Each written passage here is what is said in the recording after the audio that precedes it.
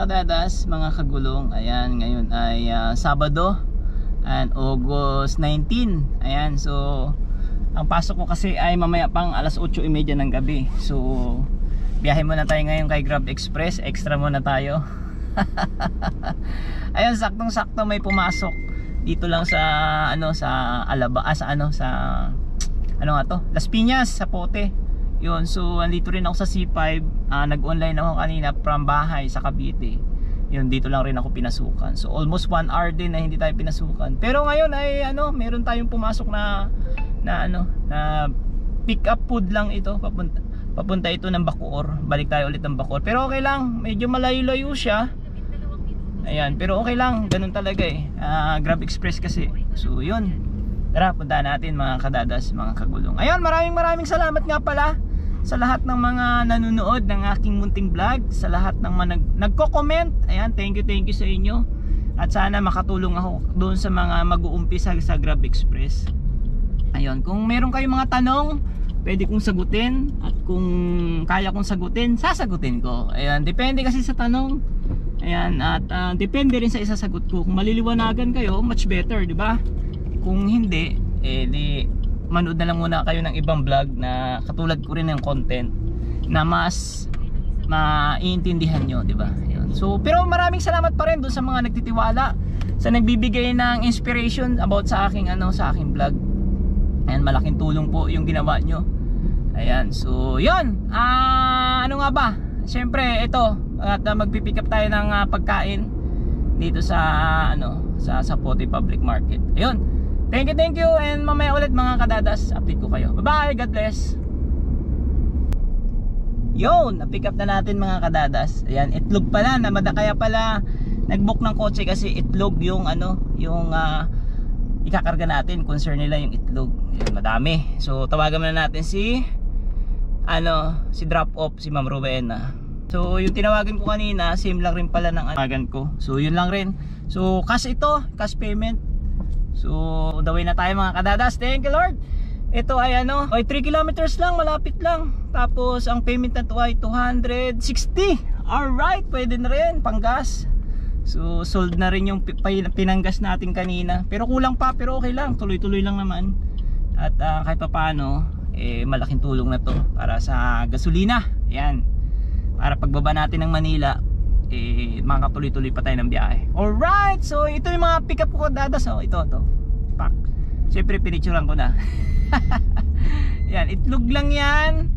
Tapos mantika, yun, maraming itlog.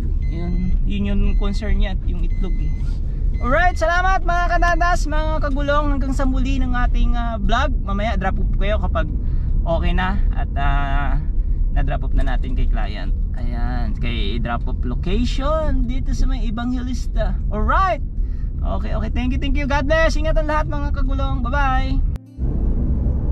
Ayan mga kadadas, ayan, bilis lang, dito na tayo sa sa Pote. Ito yung pagitan ng Las Piñas and Bacoor. Ayan.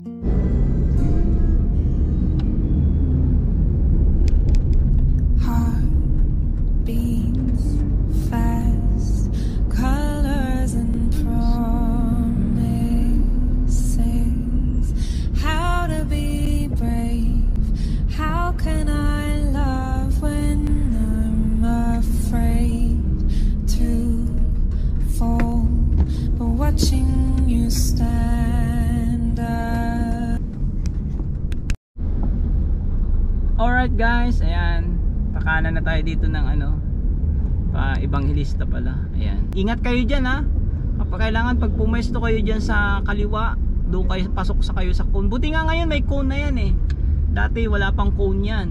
So maraming nahuhuli dyan, lalo na sa mga riders. Ayan, kailangan pag nagposisyon kayo dyan, posisyon talaga kayo. Kung kakaliwa kayo, kaliwa kayo. Kung kakanan, kanan. Kasi kahit madaling araw may nanguhuli dyan mga kadadas. Kaya awareness yan dito sa sa Bacoor. Yan, alam ng mga riders yan, marami nakakaalam dyan. Kaya delinquente yung lugar na yan. Alright, ayan, paliko na tayo dito sa sa Evangelista. Ayun, kita mo yung jeep napakaangis. May linya naman pwede naman sa linya pupwesto. Talagang ano eh. Ayun oh, kita nyo yan guys. Pumuposisyon talaga sa ano eh. Talagang hari ng ano to eh. Hari ng kalsada talaga to eh. Ikaw kasi takot ka eh. Ayun oh, napakalayo na posisyon. Alright, so pakaliwa na tayo dito. So wakali tayo dito. Pasok tayo ng Evangelista. Ayun. Thank you Lord. At kahit pa paano meron tayong pamalit sa gas bago tayo pumunta ng Manila. So yun, what's up mga kagulong, mga kanadas ulit. Ito muli, nagbabalik ang ating Grab Express. Ayan, dito sa Grab. Na drop off ko na kay ma'am at pakabilis lang, napakalapit lang. So almost 1 kilometers na, wala nang almost, no? So waiting ulit tayo ng panibagong booking. Ayan, sana may makakuha tayo dito. Ayan, sana. So dito ko siya dirinapo po. Yan, kay Rowenas Catering, Mami Rowenas Catering. Yan, dito yan sa may Evangelista. Dito sa may Maliksi 2. Ayan, Bacoor, Cavite. Baka meron kayong ano, baka may mga nakakilala dyan malapit dito. Dito na kayo magpa-catering kay Ma'am Rowenas. Ayan, pre-advertising na ma'am. So yun, ayan, ito yung apps natin. Ayan, kinita natin 253. Alright, okay, 260 na yung earnings sinungaling to si Grab Alright, kasi may incentives guys. Ayan. So yun, ayun 260 na, pumasok na yung incentives. Okay.